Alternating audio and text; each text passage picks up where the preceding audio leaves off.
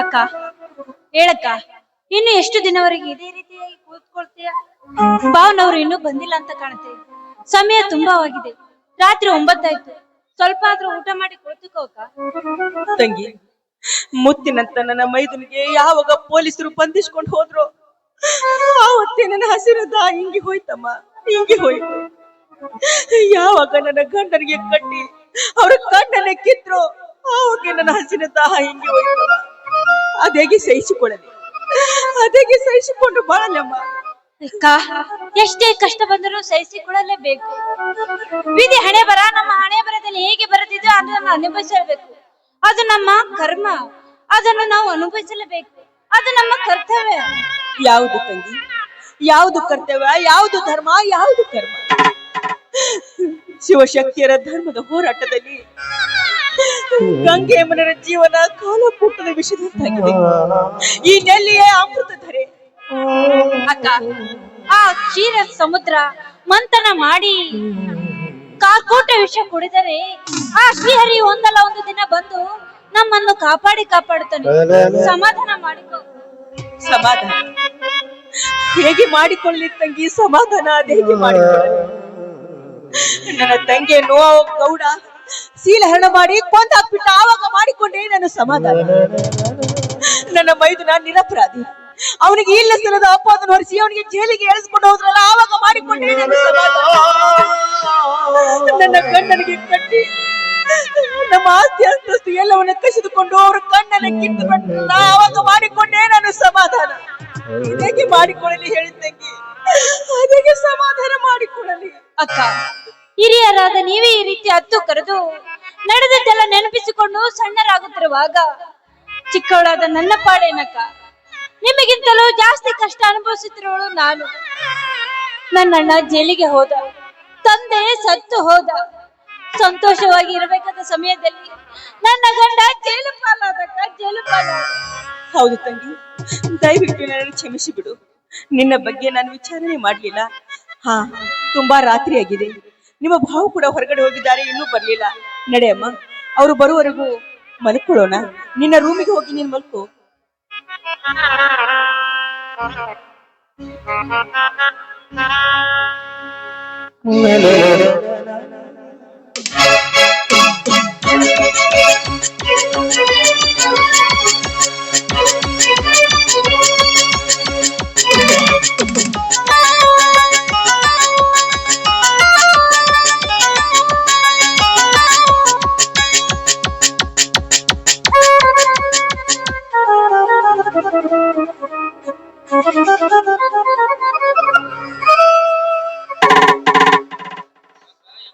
ಗಂಗಾ, ಯಮನ,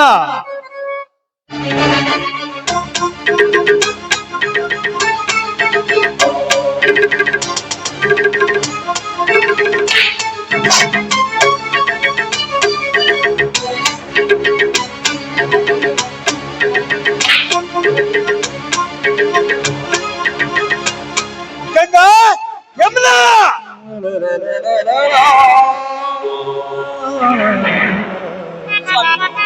ಈಗ ಬಂದ್ರ ಮಾಮ? ಈಗ ಬಂದಿರ?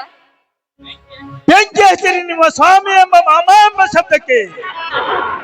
ಮನೆಯಲ್ಲಿ ಎಲ್ಲರೂ ಮಸನಾದಂತೆ ಸತ್ತಿಲ್ಲದೆ ಕತ್ತಲೆ ಕಾಮನಾದ ಹಚ್ಚಿರ ಬಂದರಾಯ್ತೀರಿ.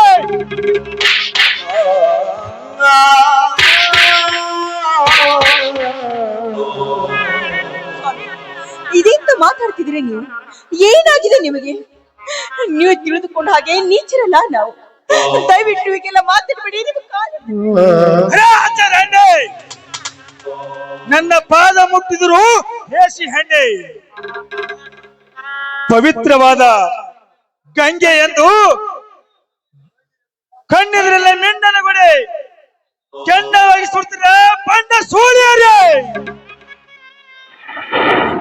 ತಂದೆ ತಾಯಿಗಳಲ್ಲಿ ಇದ್ದ ತಪ್ಪಲಿ ಎಂದು ನಿಮ್ಮನ್ನು ನೆಂಬಿದಕ್ಕೆ ನನಗೆ ಸರಿಯಾದ ಶಿಕ್ಷೆ ಕೊಟ್ಟು ಬಿಟ್ಟಿರಿ. ಹೇಳು, ಯಾರವರು ನಿಮ್ಮ ಇಬ್ಬರ ಪ್ರಿಯಕರು? ಮಾಮ, ಏನು ಅರಿಯದೆ ನಮಗೆ ಯಾರು ನಿಮ್ಮ ಪ್ರಿಯಕರು ಅಂತ ಕೇಳಿದರೆ ಏನಂತ ಹೇಳಬೇಕು? ನಮಗೊಂದು ಗೊತ್ತಿಲ್ಲ ಮಾಮ.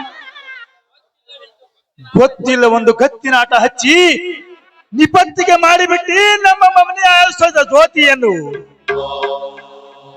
ನೀನು ನನ್ನ ತಮ್ಮನ ಮಡದಿಯಾಗಿ ಬಂದು ನಮ್ಮೆಲ್ಲರ ಕಣ್ಣಲ್ಲಿ ಮಣ್ಣಿ ಹರಿಸಿ ಗಂಡ ಬಿಟ್ಟ ಕೈಯಳಂತೆ ಬಂಡತನದ ಸೂಳ್ಯರ ಮುಸುಕ ಹಾಕಿ ತಿರುಗ್ತಿದ್ಯಲ್ಲ,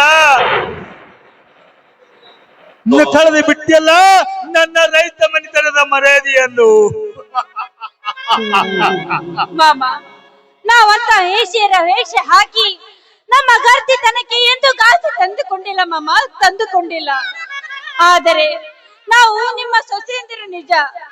ಆದರೆ ನಾನೇ ಪುಂಡನೆಂದು ಪುಂಡ ಗಂಡಸರೊಂದಿಗೆ ತಾಯಿ ಸೀತಾ ಮಾತೆಯಂತೂ ಭಂಡದನಿಂದ ನಡೆದುಕೊಂಡ ಆ ರಾವಣ, ಅದರಂತೆ ಆ ಸತಿ ಮಂಡೋದರಿಯಂತೆ ನಾವು ಸತಿ ಸಾವಿತ್ರಿಯರು ಮಾಮ, ಸತಿ ಸಾವಿತ್ರ. ನಿಜವಾಗ್ಲೂ ನಾವಂತ ತಪ್ಪು ಮಾಡಿಲ್ಲ. ಈ ನಿಮ್ಮ ತಲೆಯಲ್ಲಿರುವ ದುರಾಚನೆಯನ್ನು ತೆಗೆದು ಹಾಕಿ ನಾವು ನಿಜವಾಗ್ಲೂ ಗಂಗೆ ಅಷ್ಟೇ ಪವಿತ್ರರು. ಯಮನ ಹತ್ತು ಮತ್ತೆ ಬಿತ್ತಿದ್ರು ತಾಯಿ ಈ ನಿನ್ನ ಬಣ್ಣದ ಮಾತನ್ನು ಗಂಡ ಪ್ರತ್ಯಕ್ಷ ಕಂಡವರು ಪ್ರಮಾಣಿಸಿ ನೋಡಿದರು. ನನಗೆ ಎದುರು ಕೊಡ್ತೀವಿ ಅಂದಾಗ ನೀ ಯಾವ ಜಾತಿ ಹೆಣ್ಣು?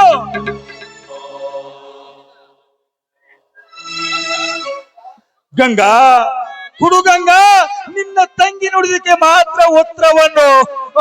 ಸ್ವಾಮಿ, ಕಾಮಿಣಿ ಆದರೂ ಕಣ್ಣಿಗೆ ಈ ಜಗತ್ತೇ ಹಳದಿ ಕಾಣುತ್ತದೆ. ಹೀಗಿರುವಾಗ ನಾವು ಅದೆಷ್ಟು ಸತ್ಯ ಅಂತ ನಿಮ್ಮ ಮುಂದೆ ಹೇಳಿದ್ಕೊಂಡ್ರು ಕೂಡ ನಮ್ಮ ಮಾತಿಗೆ ನೀವು ಬೆಲೆ ಕೊಡ್ತಾ ಇಲ್ಲ. ಹಿಂದೆ ಹೇಮರೆಡ್ಡಿಯ ಸತ್ಯಕ್ಕೆ ಭರಮರೆಡ್ಡಿ ಒಪ್ಕೊಂಡ, ಸೀತೆಯ ಸತ್ಯಕ್ಕೆ ರಾಮ ಒಪ್ಕೊಂಡ. ಅದೇ ರೀತಿ ಇವತ್ತು ಗಂಗೆ ಅಷ್ಟೇ ಪವಿತ್ರವಾಗಿರುವ ನಮ್ಮನ್ನು ನೀವು ಒಪ್ಪಿಕೊಳ್ಳಲೇಬೇಕು. ನಾವು ಯಾವತ್ತು ತಪ್ಪು ಕೆಲಸ ಮಾಡೋರಲ್ಲ ರೀ, ಮಾಡೋರಲ್ಲ. ದಯವಿಟ್ಟು ನಮ್ಮ ಮಾತನ್ನು ನಂಬಿ. ನಿಜವಾಗಿಯೂ ನಾವು ಗರ್ತಿ ಭಾರತೀಯರು, ನಿಜವಾಗಿಯೂ ನಾವು ಗರ್ತಿ ಭಾರತೀಯ ಮಕ್ಕಳು. ಸುಳ್ಳು ಸುಳ್ಳು ಇದನ್ನು ನಾನು ನಂಬಲಾರೆ. ಪತಿಗೆ ಮೋಸ ಮಾಡಿದ ಪಾಪಿಗಳು ನೀವು. ಸ್ವಾಮಿ, ನುಡಿಯಬೇಡ ನನಗೆ ಸ್ವಾಮಿ ಎಂದ ಶಬ್ದವನ್ನು. ಯಾಕಂದರೆ ನನ್ನ ಉರಿ ಹೊಟ್ಟಿಗೆ ತುಪ್ಪ ಹಾಕಿದಂತಾಗುತ್ತದೆ. ಗಂಡನೇ ದೇವರೆಂದು ನಂಬಿದ ನೀನು ದೇವಕ್ಕೆ ಹೋಲಿಸಿದ್ಯಲ್ಲ, ಹೇಗೆ ತಾಳಲಿ ಈ ಸಂತಾಪದ ಭಾರ್ಯವನ್ನು? ಒಂದ ಕಡೆ ತಮ್ಮನ ತಾಪ, ಇನ್ನೊಂದು ಕಡೆ ನಿಮ್ಮಿಬ್ಬರ ಚೆಲ್ಲಾಟದ ತಾಪ.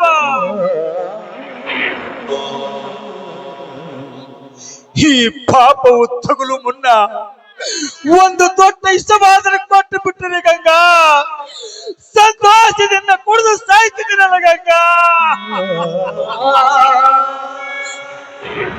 ಮಾಮ, ಎಂತ ಮಾತನಾಡ್ತಾ ಇದ್ದೀರಾ? ತಾಯಿ, ಕರೆಯದಿರು ಈ ಪಾಪಿಗೆ ಮಾಮ ಎಂದು. ಇದು ಕಷ್ಟದಲ್ಲಿ ಬಂದದೆಯಾ, ಕಷ್ಟದಲ್ಲೇ ಹೋಗುತ್ತದೆ. ರೈತನ ಬಾಳು ಕಣ್ಣೀರಿನ ಗೋಳು ಆಗುವುದರಲ್ಲಿ ಸಂದೇಹವೇ ಇಲ್ಲ ಗಂಗಾ, ಸಂದೇಹವೇ ಇಲ್ಲ. ಅದನ್ನು ನಿಲ್ಲುವ ಶಕ್ತಿ ನಿಮ್ಮಲ್ಲಿದ್ದರೆ ನಾವು ಪ್ರತಿವರ್ತನೆಂದು ಸತ್ಯ ಹರಿಶ್ಚಂದ್ರ ಸಾಕ್ಷಿಯಾಗಿ ಹೇಳಿ ನಾವು ಪತಿವರ್ತನೆಂದು. ಸ್ವಾಮಿ, ನಿಮ್ಮ ಪಾದ ಸಾಕ್ಷಿಯಾಗಿ ಹೇಳ್ತಿದ್ದೀನಿ, ನೀವು ಉಂಡು ಬಿಟ್ಟಿರುವ ಈ ಮಣ್ಣಿನ ಮಡಿಕೆಗಳಿಗೆ ಮಸಿ ಬಳಿಯುವಂತ ನೀಚ ಕೆಲಸ ನಾವು ಯಾವತ್ತೂ ಮಾಡಿಲ್ಲ ಅಂತ. ದಯವಿಟ್ಟು ನಿಮ್ಮ ಮಾತನ್ನು ಗಂಗಾ, ಗರತಿ ನಾನೆಂದು ಗರಿಗೆ ಕೆಳಗೆ ಬರಿ ಎಳೆಯಬೇಡ. ಈ ಪಾಪದ ಪಿಂಡವನ್ನು ನಿನ್ನ ಮಾತಿನಂತೆ ಸೂಳ್ಯರ ಕಟ್ಟಿದರೆ ಸೂಳೆ ಪಟ್ಟವನ್ನು. ನಿನ್ನಂತ ಗರತಿಯರು ಗಂಡನೇ ದೇವರೆಂದು ನಂಬಿ ಮಿಂಡನ ಕೈ ಹಿಡಿದು ತಿರುಗುತ್ತಿದ್ದಾರೆ. ನಿನ್ನಂತ ಮಾಗರತಿಯರು ನಿನ್ನನೆ ಮದುವೆ ಆಗ್ತೇನೆ ಎಂದು ಮೊಯ್ಯಿ ಒಪ್ಪಿಸಿ ಮತ್ತೊಬ್ಬನ ಕೈ ಹಿಡಿದು ತಿರುಗುತ್ತಿದ್ದಾರೆ. ಹಣದ ಆಸೆಗಾಗಿ ಬೆನ್ನತ್ತಿಯ ಕುತ್ತಿಯ ತಾಳಿಯನ್ನು ಕಿತ್ತೊಗೆದು ಸೂಳ್ಯರ ಏಸಾಗಿ ತಿರುಗುತ್ತಿದ್ದಾರೆ. ನಿನ್ನಂತ ಮಾಗರತಿಯರು ಹೆಂಡತಿ ಮಾಡುತ್ತಿರುವ ಹೀನ ಕೃತಿಯನ್ನು ಕಂಡು ಗಂಡ ಪ್ರತ್ಯಕ್ಷವಾಗಿ ಪ್ರಮಾಣಿಸಿ ನೋಡಿದರು. ಅವನ ಕಣ್ಣಿಗೆ ಮಣ್ಣೆರ್ಚಿ ನಾನೇ ಮಾ ಕರತಿ ಎಂದು ಬಳ್ತೀನಿಲ್ಲ ಗಂಗಾ, ನೀಹೇ ಮಾ ಕರತಿ ಗಂಗಾ, ಹೇಳು. ನೀನು ನನ್ನ ಹೆಂಡತಿಯಲ್ಲ, ಮಿಂಡನ ಕೈ ಹಿಡಿದು ತಿಳುವ, ಮಿಂಡನ ತಿರುವ ಗಂಡನ ಕೊಲ್ಲುವ ಸೂಳ ಸೂಳ ಸೂಳ.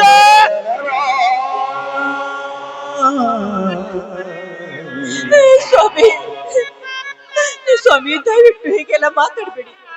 ನಮ್ಮ ಮಾತಿನ ಮೇಲೆ ನಿಮಗೆ ನಂಬಿಕೆ ಇಲ್ಲ ತಾನೆ? ನಮ್ಮ ಮೇಲೆ ನಿಮಗೆ ನಂಬಿಕೆ ಇಲ್ಲದಿದ್ರೆ ದೊಡ್ಡ ವಿಷಯ ಕೊಟ್ಟು ಬಿಡಿ. ನಾವು ನಿಮ್ಮ ಪಾದಕ್ಕೆ ಬಿದ್ದು ಪುನೀತರಾಗ್ತೀನಿ. ದಯವಿಟ್ಟು ಈ ರೀತಿಯ ಅಪವಾದವರು ಕೊಡಬೇಡಿ ಸ್ವಾಮಿ, ಕೊಡಬೇಡಿ. ಏಕೆ ಸ್ವಾಮಿ ಸ್ವಾಮಿ ಎಂದು ಬಡಿದು ಅಳುತ್ತೀರಿ ಅಮ್ಮ? ಈ ರೀತಿ ಅಳಿದು ಕರೆದು ಕೂತರೆ ನಾನೇನು ಉತ್ತರಿಸಲಿ? ನಿಮ್ಮ ಸ್ವಾಮಿ ಬಹುದೂರ ಹೋಗಿಬಿಟ್ಟ. ಮಾಮ, ಗಂಡನ ಎದುರಿಗೆ ಬೇಡವಾದ ಈ ಹೆಣ್ಣು ಜನ್ಮ ಇನ್ನು ಈ ಸಮಾಜಕ್ಕೆ ಬೇಡವಾಗುತ್ತದೆ ಹೇಳು ತಮ್ಮ. ಮಾಮ, ನೀವು ನಮ್ಗೆ ತಂದೆ ಸಮಾನ. ನೀವೇ ಆದ್ರೆ ನೀವೇ ನಮ್ಮನ್ನು ಕತ್ತಿಗೆ ಸಾಯಿಸಿಬಿಡಿ ಮಾಮ, ಕತ್ತಿಗೆ ಸಾಯಿಸಿಬಿಡಿ. ಬೇಡ ತಾಯಿಯರೇ, ಬೇಡ. ಈ ಪಾಪಿ ಮುಖ ಕೂಡ ನೋಡಬೇಡಿರಿ. ನನ್ನ ಸ್ಥಳಕ್ಕೆ ನಾನು ಹೋಗೇ ಬಿಡ್ತೀನಿ. ನಗುತ್ತೈತೆ ದೈವಾಲಿ, ಅಳುತ್ತೈತೆ ಜೀವಾಲಿ, ಅಭಿಯಾತ ಕಣ್ಣೂರ ಮಾನವ, ವಿಧಿಯಾತ ಕಣ್ಣೂರ ಮಾನವ. ನಗುತ್ತೈತೆ ದೈವಾಲಿ, ಅಳುತ್ತೈತೆ ಜೀವಾಲಿ, ವಿಧಿಯಾತ ಕಣ್ಣೂರ ಮಾನವ, ವಿಧಿಯಾತ ಕಣ್ಣೂರ ಮಾನವ.